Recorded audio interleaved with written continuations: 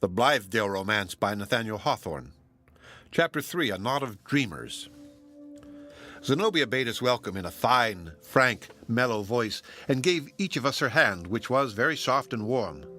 She had something appropriate, I recollect, to say to every individual, and what she said to myself was this: "I have long wished to know you, Mr. Coverdale, and to thank you for your beautiful poetry, some of which I have learned by heart, or rather, it has stolen into my memory without my exercising any choice or volition about the matter.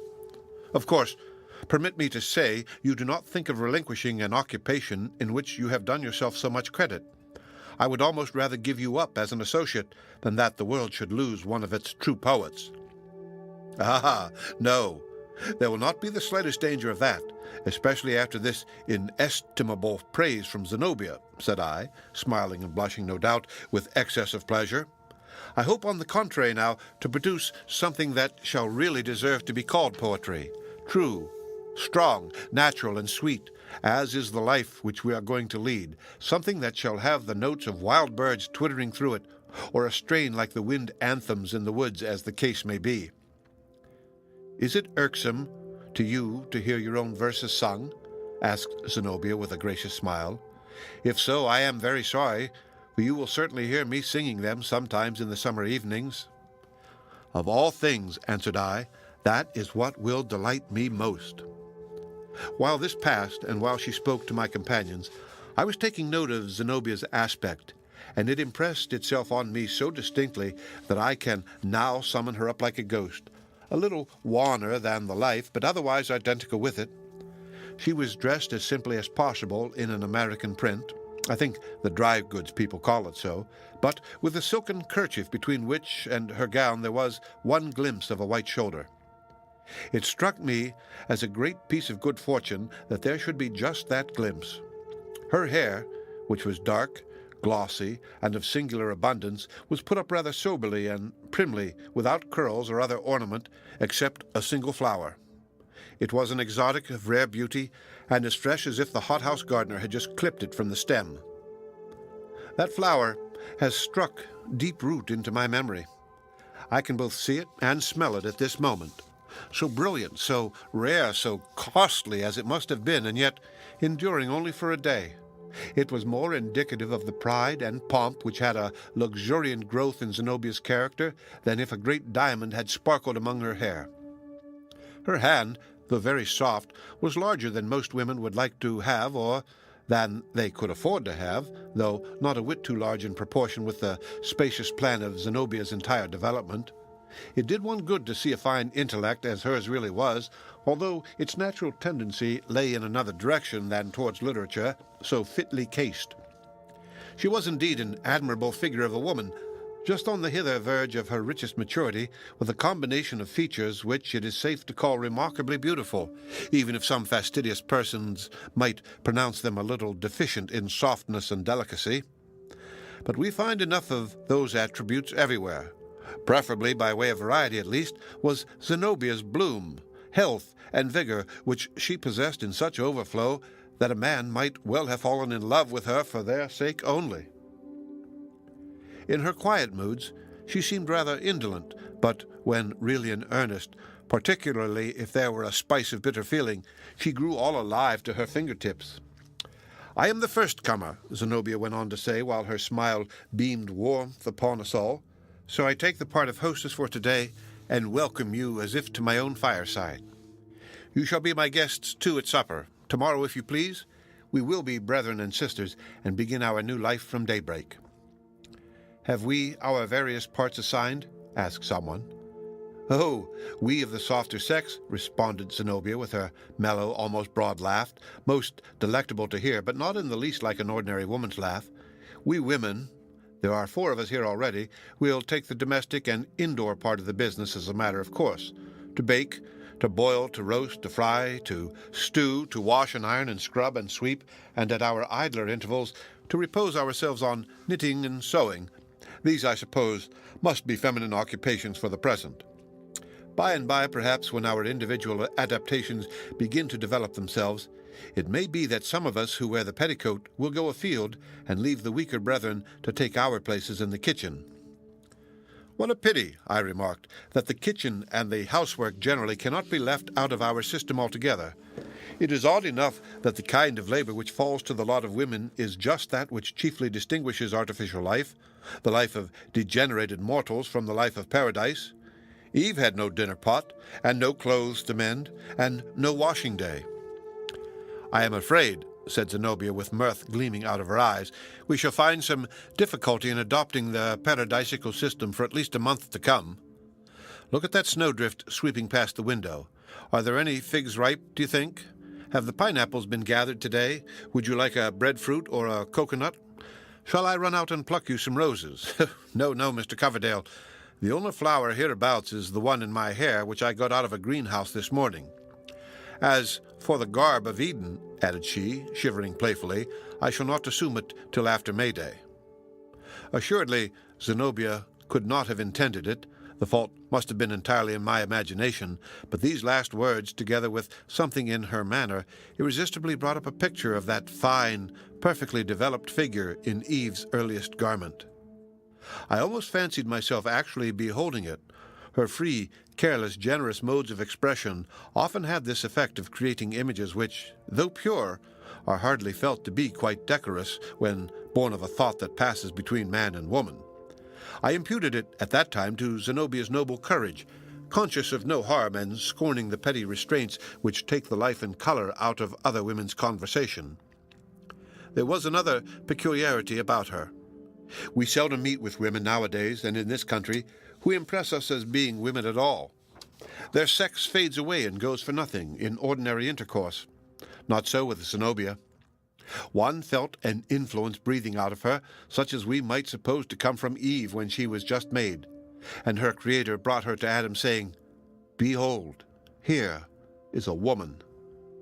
Not that I would convey the idea of a special gentleness, grace, modesty, and shyness, but of a certain warm and rich characteristic which seems, for the most part, to have been refined away out of the feminine system. "And now," continued Zenobia, "I must go and help get supper. Do you think you can be content, instead of figs, pineapples, and all the other delicacies of Adam's supper table, with tea and toast and a certain modest supply of ham and tongue, which, with the instinct of a housewife, I brought hither in a basket? And there shall be bread and milk, too, if the innocence of your taste demands it." The whole sisterhood now went about their domestic avocations, utterly declining our offers to assist, farther than by bringing wood for the kitchen fire from a huge pile in the backyard.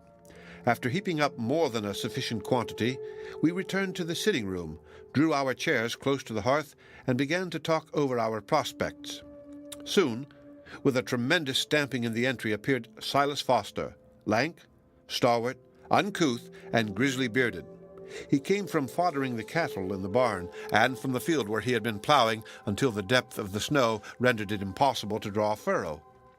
He greeted us in pretty much the same tone as if he were speaking to his oxen, took a quid from his iron tobacco box, pulled off his wet cowhide boots, and sat down before the fire in his stocking feet. The steam arose from his soaked garments so that the stout yeoman looked vaporous and spectral-like. "Well, folks," remarked Silas, "you'll be wishing yourselves back to town again if this weather holds."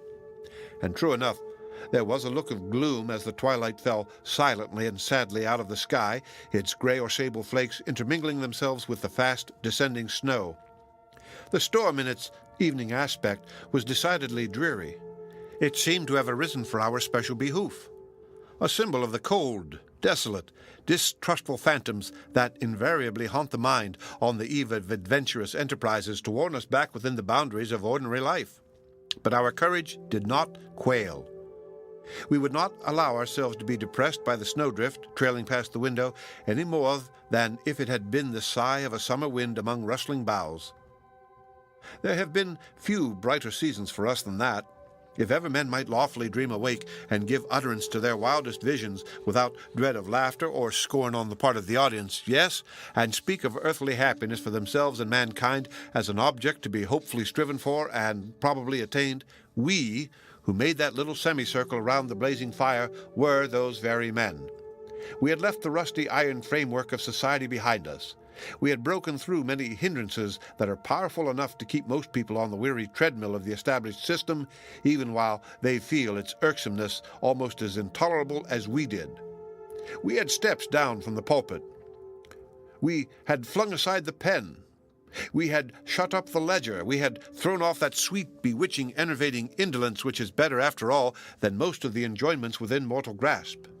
It was our purpose, a generous one certainly, and absurd no doubt, in full proportion with its generosity, to give up whatever we had heretofore attained for the sake of showing mankind the example of a life governed by other than the false and cruel principles on which society of man has all along been based.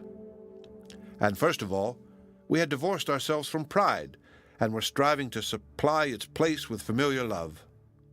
We meant to lessen the laboring man's great burthen of toil by performing our due share of it at the cost of our own thews and sinews.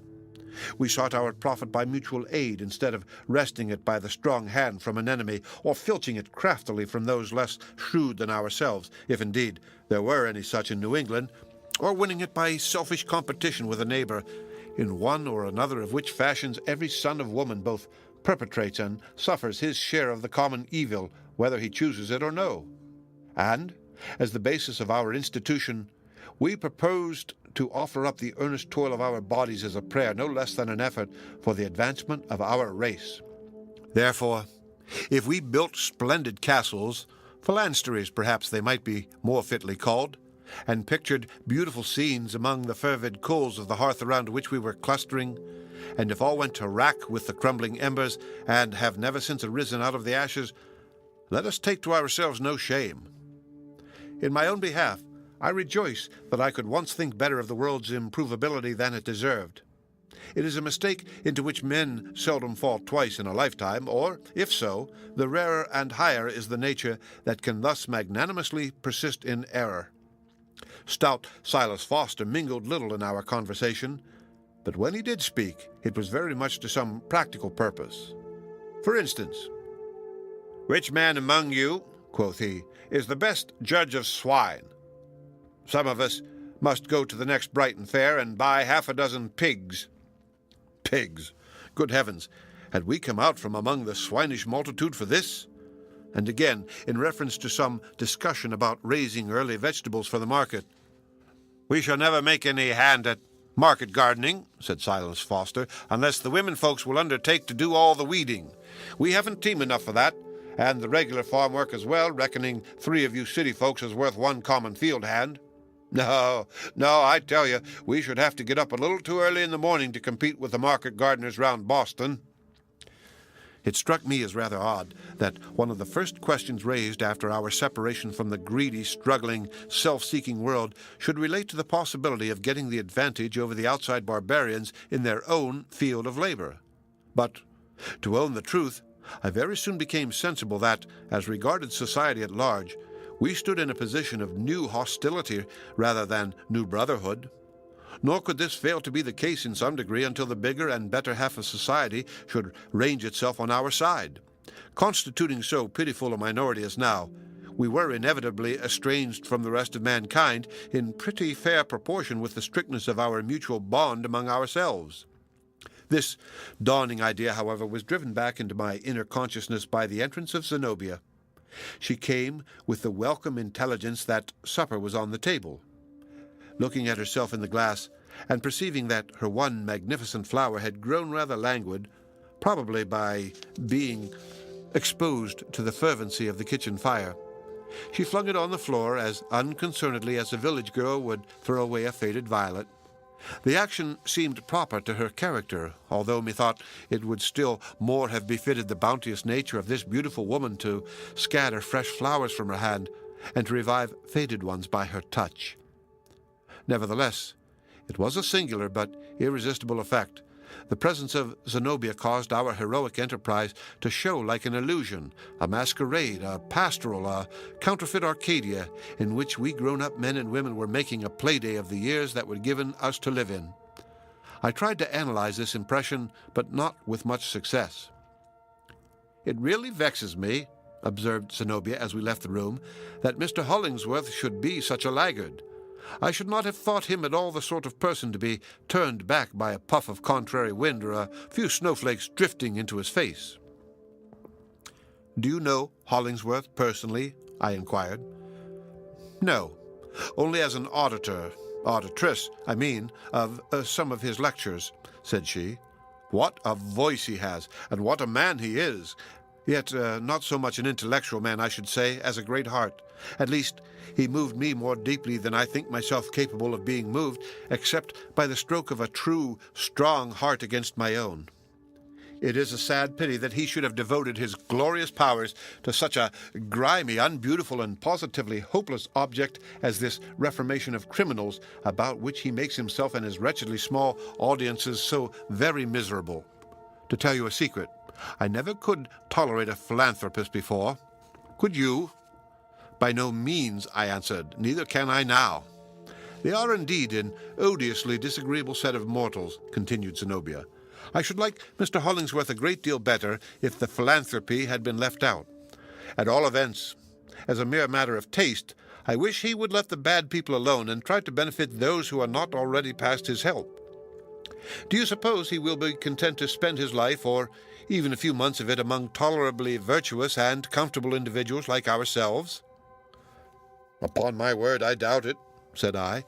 "If we wish to keep him with us, we must systematically commit at least one crime apiece. Mere peccadillos will not satisfy him." Zenobia turned, sidelong, a strange kind of glance upon me, but before I could make out what it meant, we had entered the kitchen, where, in accordance with the rustic simplicity of our new life, the supper table was spread. The end of Chapter 3. Read by Rick Kishner for Lit2Go on the web at fcit.usf.edu.